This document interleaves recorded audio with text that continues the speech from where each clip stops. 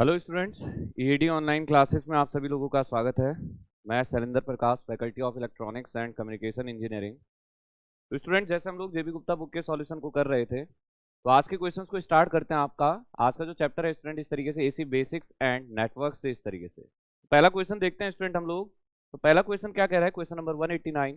कि the Thevenin's equivalent of circuit operating at omega is equals to 5 radian पर second. ठीक है, कि आपकी जो फ्रीक्वेंसी है एक थेवेनिन इक्विवेलेंट सर्किट के लिए जो ऑपरेटिंग फ्रीक्वेंसी आप लोगों की वो कितनी है, 5 रेडियन पर second,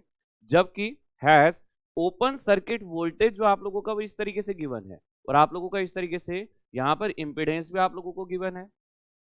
eight this frequency the minimal realization of Thevenin's impedance will be. इस फ्रीक्वेंसी पर जो मिनिमम रियलाइज जो आपका थेवेनिन इक्विवेलेंट इंपेडेंस आ सकता है वो कितना आ सकता है। ठीक है, तो अगर आप ध्यान से देखें स्टूडेंट इस वैल्यू को, तो ये कैसे लिख रहा है आप लोगों को। अगर हम जेड नॉट देखते हैं या इंपेडेंस को देखते हैं तो कैसे लिख रहा है, 2.38 माइनस इस तरीके से अगर आप देखते भी हैं तो जे 0.667 इस तरीके से, ये है स्टूडेंट आप लोगों का। ठीक है, ये क्या आप लोगों का इस तरीके से इंपेडेंस आपका। अब इस इंपेडेंस को जरा कंपेयर कीजिए किससे, आपका जो आप लोगों का इस तरीके से इंपेडेंस होता है माइनस जे कब आता है आपका, कैपेसिटिव इंपेडेंस में आता है। तो इसका मतलब क्या है कि क्या ये इस तरीके से नहीं है आपका R minus J of X C, ये तो रहा इस तरीके से, क्योंकि नेगेटिव कहां पर आता है जी आपका, जहां पर क्या होता है इस तरीके से आप लोगों का कैपेसिटिव रिएक्टेंस होता है, तो ये बनेगा इस तरीके से। तो इसका मतलब क्या है स्टूडेंट, आप लोग कह सकते हैं कि जो हमारा ओवरऑल जो इंपिडेंस होता है आरएलसी सर्किट का वो कैसा होता है, Z is equal to R plus J X L minus X of C. ठीक है, और हम लोग यहां से क्या कहते हैं स्टूडेंट इस तरीके से कि ये वैल्यू आपकी किस तरीके से होती है, this is equal to R minus J of X C. कब होता है, जब आपका capacitive reactance is greater than inductive reactance, जब आपका कैपेसिटिव रिएक्टेंस इंडक्टिव रिएक्टेंस से ज्यादा होगा। तो इसका मतलब क्या है कि इस सर्किट में यह आपका मिनिमल रियलाइजेशन जो होगा थेवेनिन इंपीडेंस का वो कैसा होगा आपका आर माइनस जे एक्स सी। ये क्या हो जाएगा आप लोगों का, कैपेसिटिव रिएक्टेंस ज्यादा है आपका इंडक्टिव से, तो सर्किट में क्या आएगा इस तरीके से, रेजिस्टर आपका जो इंपीडेंस होगा वहां पर क्या होगा आप लोगों का, रेजिस्टर एंड कैपेसिटर होगा। तो ऑप्शन बी क्या आ जाएगा यहाँ से आप लोगों का राइट आंसर आ जाएगा। ठीक है, इतना। अगला क्वेश्चन देखते हैं स्टूडेंट, इस तरीके से अगर हम देखते भी हैं तो नेक्स्ट क्वेश्चन क्या कहा कि नॉर्टन्स थ्योरम स्टेट्स दैट। ठीक है, कि नॉर्टन की थ्योरम क्या कहती है आप लोगों को, that a complex network connected to a load. एक कॉम्प्लेक्स नेटवर्क, कोई भी आपका नेटवर्क हो सकता है जिसमें आपका आर एल सी कुछ भी हो सकता है, dependent independent current source voltage source कुछ भी हो सकते हैं, can be replaced with equivalent impedance. किसको रिप्लेस किया जा सकता है एक इक्विवेलेंट इंपिडेंस से, कैसे, हमेशा याद रखिएगा स्टूडेंट कि अगर कोई भी नेटवर्क है इस तरीके से, आपको जैसे याद रखना वो इस तरीके से है कि कोई भी इलेक्ट्रिकल नेटवर्क है स्टूडेंट इस तरीके से, ये आपका क्या है यहाँ से आप लोगों का इलेक्ट्रिकल नेटवर्क है। ठीक है, इस इलेक्ट्रिकल नेटवर्क में क्या है यहाँ से आप लोगों का load resistance R L connect है, ये क्या है इस तरीके से load resistance R L connect है आपका। ठीक है, इतना। अब हम क्या करते हैं इस तरीके से कि लोड रेजिस्टेंस या लोड इंपिडेंस को हम लोग नहीं छेड़ते हैं, उसे क्या कर लेते हैं इस तरीके से, वो अपनी जगह पर ही रहता है। नेटवर्क को कैसे रिप्लेस करते हैं, अगर हम इसका नॉर्टन इक्विवेलेंट सर्किट देखते हैं तो कैसा आता है स्टूडेंट इस तरीके से कि सबसे पहले हम लोग क्या करते हैं, एक करंट सोर्स है जिसको हम लोग क्या कहते हैं नॉर्टन करंट सोर्स, या इसी को हम लोग क्या कहते हैं स्टूडेंट इस तरीके से आपका शॉर्ट सर्किट करंट इस तरीके से। ठीक है, और इसके पैरेलल में क्या होता है इस तरीके से, अगर आप देखते भी हैं तो यहाँ पैरेलल में होता है इस तरीके से आप लोगों का क्या निकल के आता है पैरेलल में, इक्विवेलेंट नॉर्टन रेजिस्टेंस या इक्विवेलेंट नॉर्टन इंपेडेंस। इसमें कंफ्यूज मत होना कि कुछ अलग होता है, ये सेम आप लोगों का वही होता है जो आपका थेवेनिन इक्विवेलेंट रेजिस्टेंस या आपका थेवेनिन इक्विवेलेंट क्या होता है इस तरीके से इंपेडेंस होता है। ठीक है, और हमेशा याद रखना स्टूडेंट कि ये जो नोड है ना आपका, इनको चाहो तो आप नाम दे दो, ये ए और बी, ये अपनी जगह पर एज इट इज रहते हैं। ये नोड ए है, ये नोड बी है, ए और बी के बीच में क्या कनेक्ट था, लोड रेजिस्टेंस, तो ये अपनी जगह पर एज इट इज रहता है कि लोड रेजिस्टेंस हो या लोड इंपेडेंस हो। तो क्या करते हैं, एक करंट सोर्स और पैरेलल में एक रेजिस्टेंस से क्या रिप्लेस होता है आपका, एक पूरा कॉम्प्लेक्स सर्किट रिप्लेस हो जाता है, लोड अपनी जगह पर रहता है। बट अब बात आती है कि करंट सोर्स क्या होता है, तो इसको भी समझा देते हैं आपको। करंट सोर्स कैसा होता है आप लोगों का कि लोड ब्रांच को, ठीक है, थेवेनिन में हम क्या करते थे, ओपन सर्किट करते थे, इसको हमने शॉर्ट सर्किट करंट क्यों कहा कि ये कैलकुलेट होती है, आप लिख भी सकते हैं कि कैलकुलेटेड बाय शॉर्ट सर्किट। ठीक है, क्या कहा इस तरीके से, calculated by short circuit load resistance R L. ठीक है, लोड को शॉर्ट सर्किट करके हम लोग क्या करते हैं, इसको कैलकुलेट करते हैं। उस ब्रांच पर, लोड रेजिस्टेंस पर, लोड इंपीडेंस वाली ब्रांच पर शॉर्ट सर्किट करंट होती है, उसे शॉर्ट करके वहां पर करंट कैलकुलेट कर लेते हैं कि उस ब्रांच में करंट कितनी है। नॉर्टन इक्विवेलेंट रेजिस्टेंस या थेवेनिन इक्विवेलेंट रेजिस्टेंस सेम होता है आपका, कि सारे सोर्सेस को डेड कीजिए जो आपके इंडिपेंडेंट सोर्सेस हैं, लोड को ओपन कीजिए और लोड के अक्रॉस इक्विवेलेंट इंपीडेंस कैलकुलेट कर लीजिए। ओवरऑल आंसर जो निकल कर आता है स्टूडेंट आपका, या पैरेलल क्या कहा इस तरीके से कि इक्विवेलेंट इंपीडेंस जो होता है आप लोगों का, वो पैरेलल में होता है एक करंट सोर्स के, जिसको हम क्या कहते हैं, नॉर्टन करंट सोर्स, या आपका नॉर्टन इक्विवेलेंट करंट सोर्स। तो ये है इस तरीके से आपका, ये क्या आपका नॉर्टन इक्विवेलेंट सर्किट है, ये क्या आप लोगों का नॉर्टन इक्विवेलेंट सर्किट है, इस तरीके से आप लोगों का। ठीक है इतना। चलिए अगला क्वेश्चन देखते हैं स्टूडेंट, हम लोग क्वेश्चन नंबर 191 को लेकर चलते हैं। तो क्या कह रहा है स्टूडेंट क्वेश्चन इस तरीके से आपको, कि अगर हम देखते भी हैं तो क्वेश्चन क्या कह रहा है कि the circuit shown in the figure 1, एक फिगर 1, तो ये आपका फिगर 1 है, यहाँ पर सर्किट रिप्रेजेंट आपको, और इसे रिप्लेस किया जा रहा है सर्किट 2 से, इस सर्किट को रिप्लेस किया जा रहा है सर्किट 2 से। ठीक है, it's Norton equivalent in figure 2, कि ये जो आपका रिप्लेसमेंट हुआ है इक्विवेलेंट सर्किट, नो आपका जो सर्किट 1 से फिगर 1 से फिगर 2 आपने बनाया है, ये क्या कह रहा है आपको कि बाई इट्स नॉट, आपका फिगर 1 जो आपका रिप्लेस हो रहा है नॉर्टन इक्विवेलेंट सर्किट से, जो कि उसने फिगर 2 में दिखाया है। तो इसका मतलब क्या है कि जो फिगर 2 है आपका, वो क्या है इस तरीके से नॉर्टन्स इक्विवेलेंट सर्किट है, ये क्या है इस तरीके से आप लोगों का नॉर्टन्स इक्विवेलेंट सर्किट है इस तरीके से। ठीक है, ये क्या है यहाँ से आप लोगों का नॉर्टन्स इक्विवेलेंट सर्किट है आप लोगों का। ठीक है, तो अब देखते हैं यहाँ से क्या कहा हम लोगों ने, कि फिर आपका क्वेश्चन क्या पूछ रहा है कि then the value of current I. तो सबसे पहले एग्जाम में ये देखना है कि करंट आई है किस ब्रांच से, तो ये आप लोगों को यहाँ पर आपका करंट आई कैलकुलेट करने को कह रहा है। ठीक है स्टूडेंट इतना। अब देखिए करंट आई कैसे कैलकुलेट होगा। तो करंट आई जब हम कैलकुलेट करेंगे स्टूडेंट इस तरीके से, तो कैसे होगा आप लोगों का कि हमारे पास ये सर्किट था, तो फिगर 1 पर आई है सबसे पहले, इस फिगर 1 था हमारे पास। ठीक है हमने क्या किया यहाँ से, आप लोग अगर आप देखते भी हैं तो यहाँ से क्या आप लोगों का ये फिगर ए, और ये आपका नोड ए और नोड बी, ठीक है, ये इस तरीके से कनेक्ट है, इनके बीच में आपका 5+J5, ये 5 और J5 आपका कनेक्ट है। ठीक है इतना।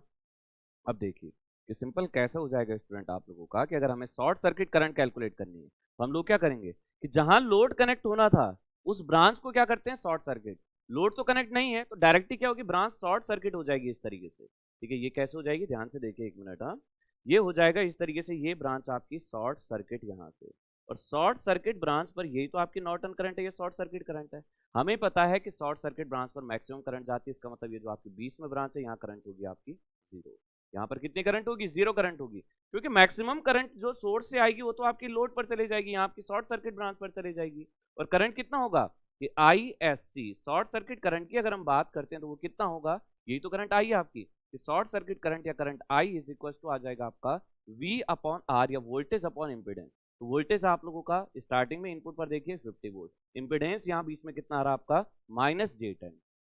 ये बन जाएगा -J10 इस तरीके से, 0 से 0 कैंसिल, कितना हो गया इस तरीके से 5, और अब 1/-J है आपका, -J बोलने का मतलब ऊपर आकर प्लस हो जाएगा, नीचे होना था प्लस -90, तो ये हो गया 90 डिग्री। तो करंट आई जो आपकी आ गई वो आ गई आपकी 5 और एंगल आप लोगों का 90 डिग्री। कुल मिलाकर क्वेश्चन ने इनडायरेक्टली क्या पूछा था आपसे कि आपको बताना क्या है, इस तरीके से इनडायरेक्टली जो क्वेश्चन पूछ रहा था वो आपसे क्या पूछना चाह रहा है, इस तरीके से शॉर्ट सर्किट करंट या नॉर्टन करंट को ही कैलकुलेट करवाना चाह रहा था इस तरीके से। ठीक है इतना। आगे बढ़ते हैं हम लोग।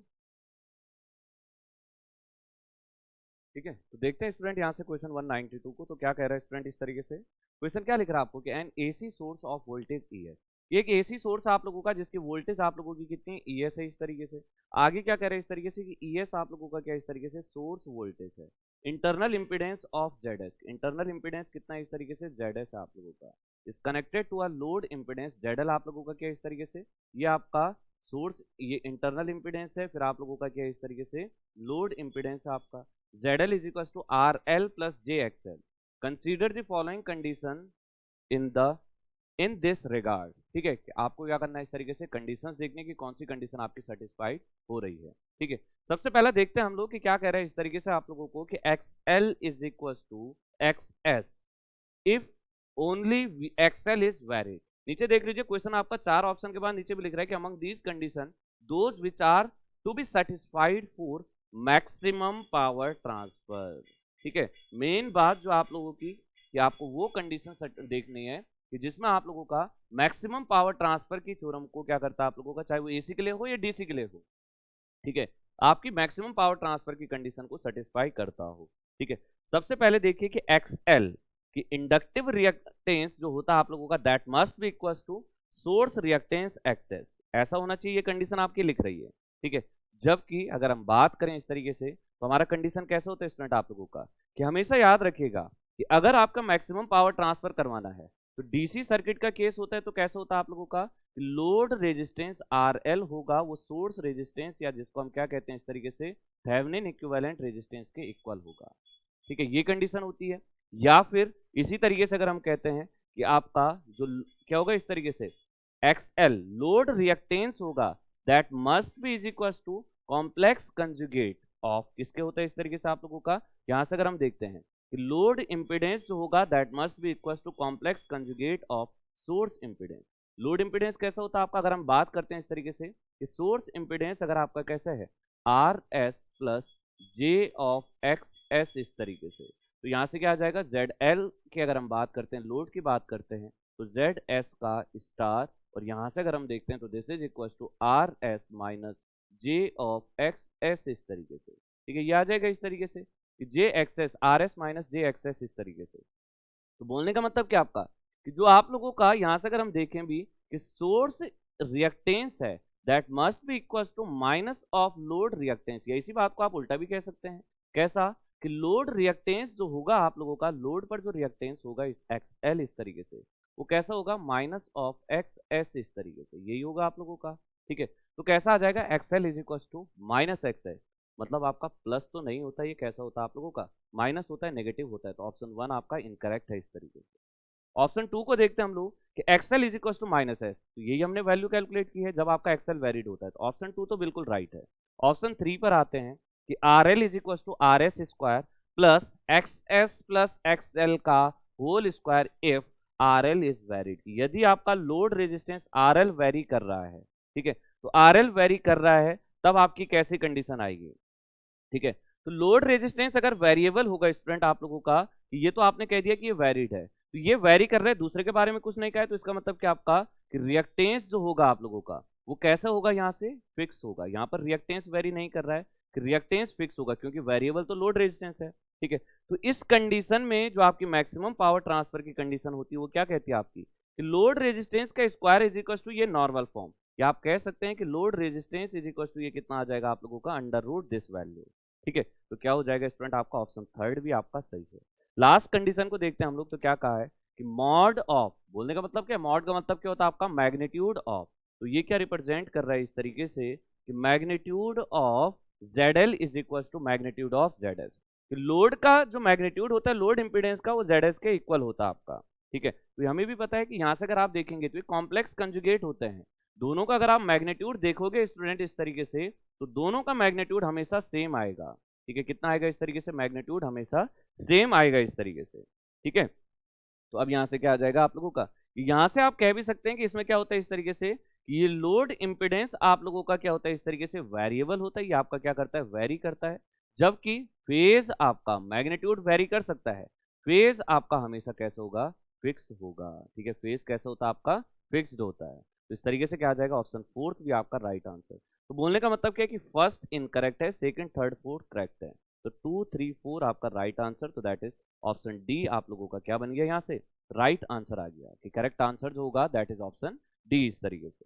अगला क्वेश्चन देखते हैं स्टूडेंट हम लोग कि under the condition of maximum power transfer from an AC source to a variable load, क्या लिखा क्वेश्चन ने कि मैक्सिमम पावर ट्रांसफर करवानी है आपको कहां से कहां तक, एसी सोर्स से एक वेरिएबल लोड तक, कि लोड जो है आप लोगों का वो कैसा है इस तरीके से आप लोगों का वेरिएबल है। तो मैक्सिमम पावर ट्रांसफर कब होती है आप लोगों की, जब आपका लोड पर लगा हुआ इंपिडेंस सोर्स पर लगे हुए इंपिडेंस के कॉम्प्लेक्स कंजुगेट के बराबर होता है। अब आप सोच रहे होंगे कई स्टूडेंट की कॉम्प्लेक्स कंजुगेट क्या होता है, तो ZS इज इक्वल टू अगर आपका RS source resistance plus J of XS के सोर्स का रिएक्टेंस, तो आपका जो ZL आएगा, इसका बोलने का मतलब क्या होता है, कॉम्प्लेक्स कंजुगेट बोलने का मतलब है कि सिर्फ इमेजिनरी पार्ट का साइन चेंज हो जाएगा, कि ये कैसा हो जाएगा, R S minus J of x S, इस तरीके से सिंपल ये हो जाता आपका। तो बोलने का मतलब कि इस तरीके से अगर आप देखेंगे भी कि कैसा हो जाएगा आपका कि load impedance must be also भी इंडक्टिव, तो ऐसा नहीं होगा। The sum of source and load impedance zero, ये भी नहीं होगा। The sum of source reactance, इस तरीके से आप देखते हैं source reactance and load reactance equal to zero, कि अगर आप ध्यान से देखें यहां से कि सम ऑफ सोर्स रिएक्टेंस, कि सोर्स के रिएक्टेंस और लोड के रिएक्टेंस का सम आपका जीरो बिल्कुल होगा। आप देख सकते हैं कि यहाँ रिएक्टेंस का आपको, ठीक है, इंपिडेंस या रेजिस्टेंस नहीं कहा है, ध्यान से देखिएगा, ठीक है। रिएक्टेंस अगर आपको कहा है, एक मिनट, हाँ, तो रिएक्टेंस क्या आएगा यहाँ से, एक मिनट, हाँ, ठीक है, इसको देखते हैं कि रिएक्टेंस क्या आएगा, जो आप लोगों का इमेजनरी पार्ट है आपका। यहाँ से देखिए इस तरीके से कि कैसा हो जाएगा आपका, ध्यान से देखिए, एक मिनट, हाँ, ठीक है, ये देखते हैं अगर हम, तो कैसे हो जाएगा, ये देखिए ना कि जे एक्स एस, तो एक्स एस और माइनस जे एक्स एस, तो एक प्लस है, ये आपका पॉजिटिव है, ये आपका नेगेटिव है, दोनों को आप ऐड करोगे तो ये तो जीरो ही होगा आपका, ठीक है। ये कितना होगा, जीरो। तो यही बात ये भी कह रहा है कि जो सम होगा वो कितना होगा, रिएक्टेंस का सिर्फ, वो जीरो होगा। तो यहाँ से जो आंसर बन रहा है इस तरीके से, वो आ रहा है आपका ऑप्शन सी। यहाँ से क्या हो गया, राइट आंसर हो गया। करेक्ट आंसर जो आ जाएगा दैट इज ऑप्शन सी, इस तरीके से, ठीक है। तो अगले क्वेश्चन पर चलते हैं स्टूडेंट। इस तरीके से क्वेश्चन नंबर 194 अगर हम यहाँ से देखते हैं तो क्या कह रहा है क्वेश्चन इस तरीके से कि इफ, एक मिनट, हाँ, ठीक है, ये क्या कहा इस तरीके से आप लोगों को कि if the combined generator and line impedance, क्या कहा इस तरीके से कि combined generator and line impedance is, generator और लाइन इम्पिडेंस आपका इतना है, then for maximum power transfer, कि लोड पर मैक्सिमम पावर को ट्रांसफर कराने के लिए load impedance from generator of constant generated voltage source, the load impedance is given by, maximum power transfer करवाने के लिए लोड इम्पिडेंस कितना होना चाहिए। हम लोगों ने ये बात कई बार आपको समझाई भी और अभी हमने पढ़ी भी, तो लोड इम्पिडेंस ZL जो होना चाहिए वो सोर्स इम्पिडेंस का कॉम्प्लेक्स कंजुगेट होना चाहिए। इसका मतलब क्या है कि सोर्स इम्पिडेंस आप लोगों का 5 + j10, तो इसका अगर हम कॉम्प्लेक्स कंजुगेट देखते हैं तो कितना आ जाएगा, this is equal to, imaginary part में प्लस था पहले तो अब हो जाएगा माइनस, तो 5 - j10, ये क्या आ जाएगा इस तरीके से आप लोगों का लोड इम्पिडेंस आ जाएगा, ठीक है। क्या आ जाएगा आप लोगों का लोड इम्पिडेंस आ जाएगा आपका 5 - j10 इस तरीके से, ठीक है। इतना तो आंसर क्या बन जाएगा स्टूडेंट इस तरीके से, ऑप्शन बी आपका राइट आंसर हो जाएगा। तो एक सिंपल सा क्वेश्चन इस तरीके से आपका यूपीपीएससी आईसी, यूपीपीसी आपका यूपीएससी आपका किसमें, आपका इलेक्ट्रिकल इंजीनियरिंग में आईएएस में आया हुआ क्वेश्चन आपका, जनरल सा क्वेश्चन इस तरीके से। अगला क्वेश्चन देखते हैं स्टूडेंट, हम लोग नेक्स्ट क्वेश्चन पर चलते हैं। तो क्वेश्चन ने क्या कहा है, अब ध्यान से देखिएगा, क्या सोर्स ऑफ वीएस, ये आप लोगों का सोर्स वोल्टेज गिवन है आप लोगों को, हैज एन इंटरनल इंपिडेंस, की इंटरनल इंपिडेंस जो आप लोगों का वो ये है purely resistive, if a purely resistive load, कि यदि एक प्योरली रेजिस्टिव लोड को कनेक्ट कर दिया जाता है, connected to this source, has to extract the maximum power out of source, ठीक है, कि लोड पर आपने क्या कनेक्ट किया है, एक प्योरली रेजिस्टिव लोड, रेजिस्टिव मतलब इमेजिनरी पार्ट नहीं होगा वहां पर कुछ भी, ठीक है, पूरा का पूरा कैसे होगा आप लोगों का रेजिस्टिव होगा, ठीक है।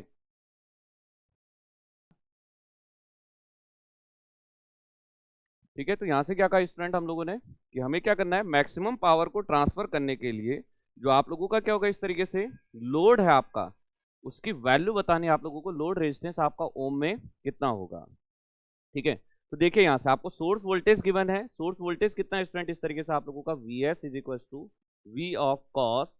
100πt, इस तरीके से ये क्या आप लोगों का सोर्स वोल्टेज है। इम्पिडेंस अगर हम देखते हैं तो इम्पिडेंस, सोर्स इम्पिडेंस अगर आप देखेंगे ZS की वैल्यू को, तो सोर्स इम्पिडेंस कितना है स्टूडेंट इस तरीके से आपका 4 + j3 ओम, ठीक है, कितना है इस तरीके से 4 +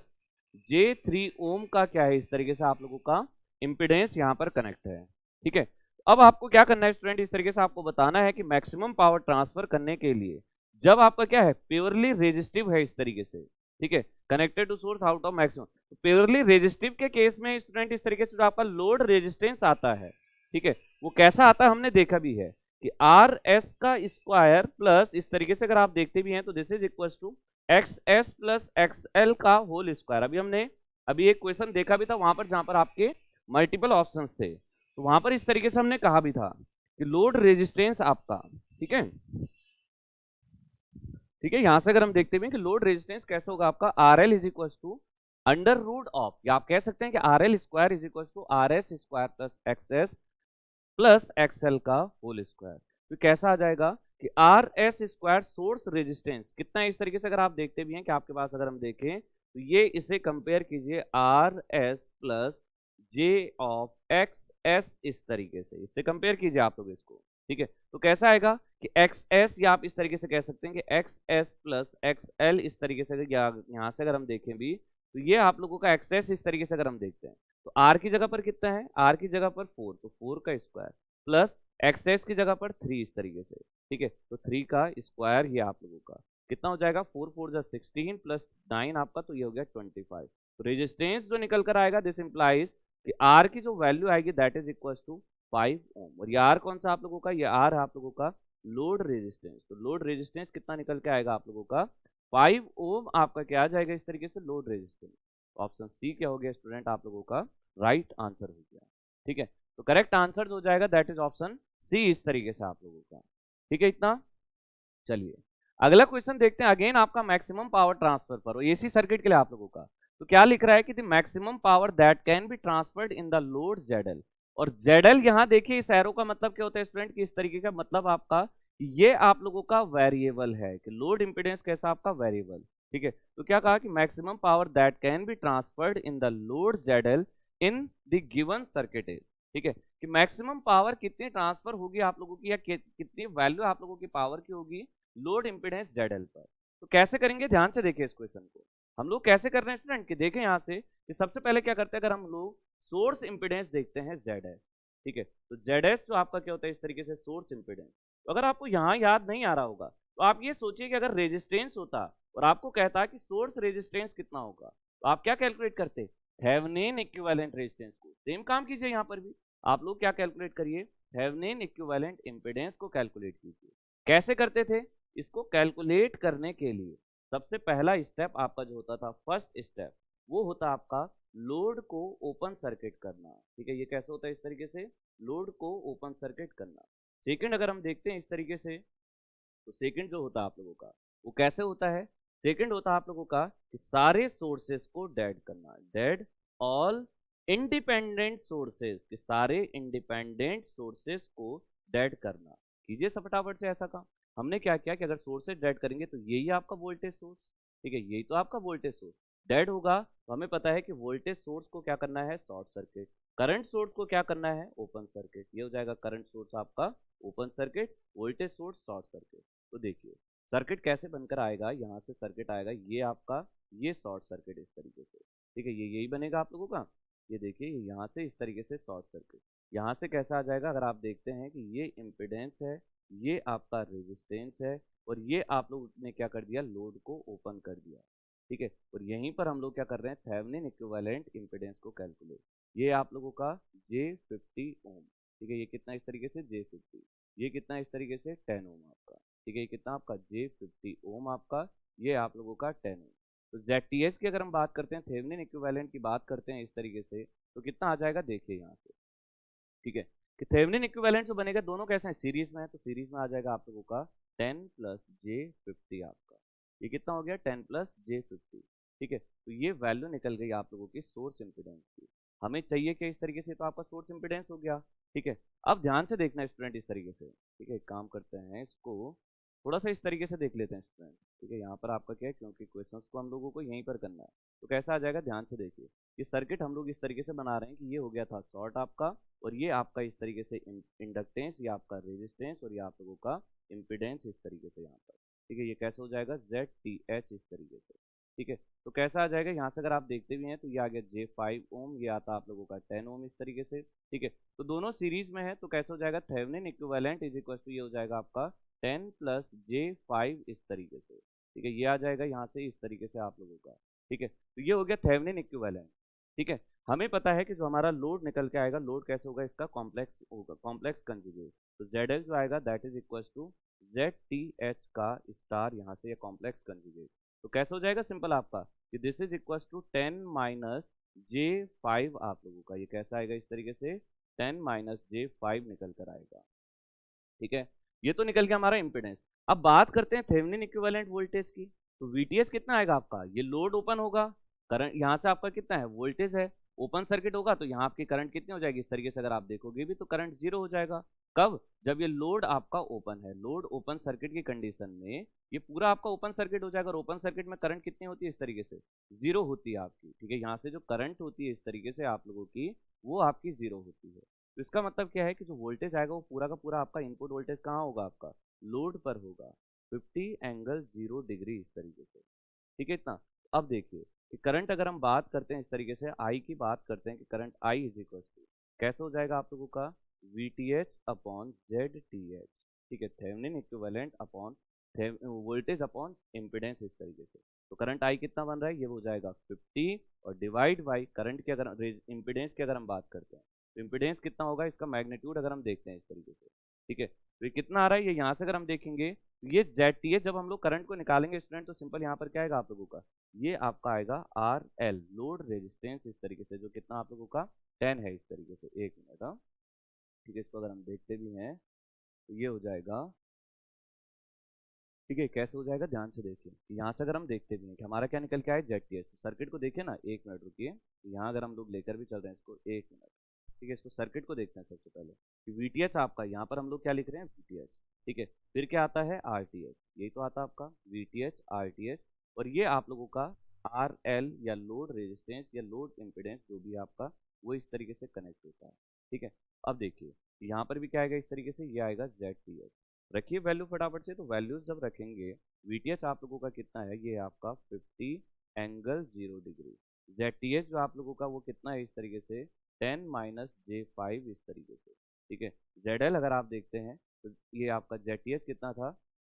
जेटीएच का स्टार करना था, ये प्लस हो जाएगा भाई यहाँ पर, ठीक है, इसको करेक्ट कर लीजिए, प्लस हो जाएगा, ये आपको कॉम्प्लेक्स कंजुगेट करना था, तो ये आ जाएगा 10 + j5 आपका। तो जब हम यहाँ से करंट कैलकुलेट करेंगे स्टूडेंट, हम लोग कैसे लेकर चलेंगे इस तरीके से कि क्वेश्चन ने क्या कहा, maximum power transfer to the load ZL, ठीक है, कि लोड पर कितनी मैक्सिमम पावर ट्रांसफर होगी। तो यहाँ से जब देखेंगे, ठीक है, तो जब हम आर एल और आपके आर एस के टर्म्स में देखेंगे तो कैसा आएगा, यहाँ से देखिए ये आप लोगों का 10 ओम रेजिस्टेंस, यहाँ से भी 10 ओम रेजिस्टेंस, तो करंट आई जब कैलकुलेट होगा तो दैट इज इक्वल टू 50/10 + 10, तो ये हो जाएगा 20, तो ये आ जाएगा इस तरीके से आप लोगों का 2.5 एम्पियर आपकी क्या आ जाएगी, करंट आ जाएगी, ठीक है, ये क्या आ जाएगा आप लोगों का 2.5 एम्पियर का करंट आ जाएगा, ठीक है, कितने करंट हो गए इस तरीके से 2.5 एम्पियर करंट हो गई। अब अगर हम पावर देखते हैं इस तरीके से स्टूडेंट, आप लोगों का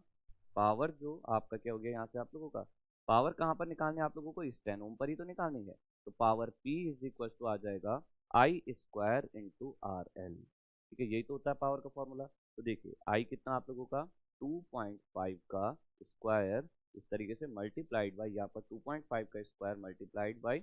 10 इस तरीके से, तो 25 आपका हो जाएगा 625, तो कितना आ जाएगा 6.25, 6.25 को मल्टीप्लाई करोगे 10 से तो ये हो जाएगा 62.5 वाट आपका। तो जो मैक्सिमम पावर आप लोगों की इस तरीके से ट्रांसफर होगी आपकी लोड पर, वो कितनी होगी इस तरीके से आप लोगों की, यहाँ से अगर आप देखते भी हैं तो 62.5 वाट पावर ट्रांसफर होगी, ठीक है। तो करेक्ट आंसर जो आ जाएगा दैट इज ऑप्शन बी, आप लोगों का क्या हो जाएगा स्टूडेंट, इस तरीके से आप लोगों का राइट आंसर हो जाएगा,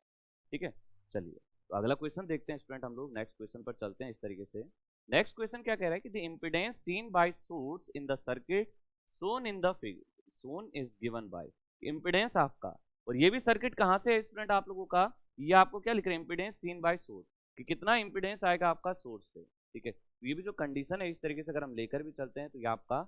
अगर हम इस तरीके से लेकर चलें भी, ये आप लोगों का क्या है, यहाँ पर आप लोगों का क्या है स्टूडेंट, इस तरीके से ट्रांसफॉर्मर कनेक्ट है, और ट्रांसफॉर्मर के केस में मैक्सिमम पावर की जो कंडीशन होती है इस तरीके से, वो कैसी होती है ध्यान दीजिएगा, किस तरीके से होती है स्टूडेंट आप लोगों की, ध्यान से देखना है यहाँ पर कि कैसे होता है कि जो आप लोगों का लोड इम्पिडेंस होता है स्टूडेंट इस तरीके से, that is equal to source impedance multiplied by N2/N1 का होल स्क्वायर, ये होता है स्टूडेंट आप लोगों का load impedance maximum power transfer करने के लिए, इसमें आपका कि जब सर्किट में ट्रांसफॉर्मर कनेक्ट हो, ठीक है, ये इक्वेशन होती है इस तरीके से। तो अगर इसको अगर हम देखते भी हैं इस तरीके से कि लोड आपका, तो यहाँ से कैसा आ जाएगा, अगर आप सोर्स इम्पिडेंस की वैल्यू देखते हैं, हमें क्या निकालना है, इम्पिडेंस सीन बाय सोर्स, हमें इम्पिडेंस सोर्स से निकालना है, तो सोर्स कैसा आ जाएगा इस तरीके से अगर आप देखेंगे भी, तो लोड इम्पिडेंस जो आपको गिवन है यहाँ पर इज मल्टीप्लाइड बाई ये हो जाएगा इस तरीके से आप लोगों का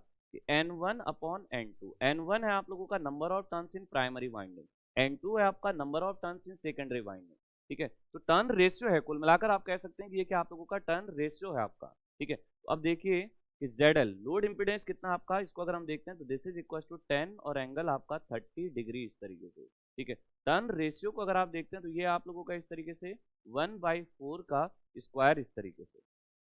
ठीक है, इतना तो कितना बनेगा इसको अगर हम देखते हैं, तो इसको एक काम करते हैं स्टूडेंट, इस तरीके से हम लोग ऊपर से कैलकुलेट करके लाते हैं। तो कैसे बनेगा, अगर सबसे पहले हम देखते हैं इस तरीके से, तो किस तरीके से वैल्यू बन रही है स्टूडेंट आप लोगों की, टर्न 10 और एंगल 30 डिग्री। ठीक है, इसको अगर हम देखते हैं तो अब देखिए यहाँ से कि कैसे हो जाएगा इस तरीके से आप लोगों का, कि यहाँ अगर आप देखेंगे, ठीक है, तो सोर्स इम्पिडेंस अभी हमने क्या किया स्टूडेंट इस तरीके से कि अगर हम, ये तो हमारा कब था कि मैक्सिमम पावर ट्रांसफर के केस में। ठीक है, तो बोलने का मतलब क्या आपका कि ये जो आपका ZS है, ये एक तरीके से आप लोगों का थेवेनिन इक्विवेलेंट आप कह सकते हैं इस तरीके से, ये यहाँ तक का इक्विवेलेंट इम्पिडेंस है। इससे पहले ये भी तो है अभी आपका। तो ओवरऑल अगर आप देखते हैं इस तरीके से कि ओवरऑल सोर्स इम्पिडेंस जो होगा, ठीक है, ओवरऑल सोर्स इम्पिडेंस जो होगा आप लोगों का वो कितना होगा, दिस इंप्लाइज इस वैल्यू के साथ ऐड होगा आप लोगों का क्या यहाँ से 4 और ये -j2, तो यह आ जाएगा 4 -j2 सीरीज में है, और प्लस इस तरीके से आप लोगों का 10 एंगल 30 डिग्री और 1/4 हो गया आपका 1/16 इस तरीके से। ये तो बनेगा जब स्क्वायर खोलेंगे इसका, तो कैसा आ जाएगा यहाँ से अगर हम देखते हुए दिस इज इक्वल टू, तो कैंसिल करते हैं तो 2 5 10 2 8 16 इस तरीके से, यही हो गया। ठीक है, या इसी तरीके से इसको अगर हम सॉल्व भी करते हैं स्टूडेंट तो ये कितना आ जाएगा 4 -j2 इस तरीके से। ठीक है, और 5 एंगल 30 था इस तरीके से, यही बना था आपका। इसको अगर हम लिखते भी हैं +1/8, ठीक है, या इस तरीके से देखते हैं +5/8, तो कैसा आएगा cos 30 प्लस j sin 30, यही बनेगा। रखिए वैल्यू फटाफट से, तो cos 30 अगर आप इस तरीके से देखेंगे भी तो 4 -j2 और प्लस इस तरीके से 5/8। तो सबसे पहले 5/8 ही देखते हैं कि 5/8 कितना होता है, ये हो जाएगा इस तरीके से 0.625 और मल्टीप्लाइड बाई cos 30। ठीक है, ये हो जाएगा मल्टीप्लाइड बाई cos 30 इस तरीके से, तो ये आ रहा है स्टूडेंट आपका 0.54, ये हो गया 0.54 आपका, प्लस j के अंदर देखते हैं sin 30 हो गया 1/2.5, तो 0.5 मल्टीप्लाइड बाई 5 डिवाइड बाई 8 इस तरीके से, तो 0.315 j 0.3125 इस तरीके से। ठीक है, अब देखिए यहाँ से कैसे हो जाएगा, ये 4 ये कांस्टेंट है 0.54 इस तरीके से, और आप लोग दो ही कांस्टेंट है तो ये आ जाएगा 4.54 इस तरीके से, माइनस इस तरीके से अगर हम देखते हैं तो कैसे हो जाएगा, अगर हम देखते हैं क्योंकि आपका 2 बड़ा है 0.3 से, तो 2 -0.312 इस तरीके से कितना बन रहा है आप लोगों का, ये बन रहा है 1.6888। ठीक है, तो ये हो जाएगा j ऑफ 1.68, तो मतलब 69 इस तरीके से, ये क्या निकला इस तरीके से overall source impedance ZS dash इस तरीके से, और यही आप लोगों को कैलकुलेट भी करना था। तो कितना निकल के आया 4.54 माइनस j 1.69 आपका ओम में इस तरीके से, तो आंसर आ गया यहाँ से आप लोगों का ऑप्शन सी इस तरीके से राइट आंसर आ गया। ठीक है, इतना तो आज की क्लास को यहीं पर स्टॉप करते हैं स्टूडेंट हम लोग। तो आज के लिए थैंक यू स्टूडेंट।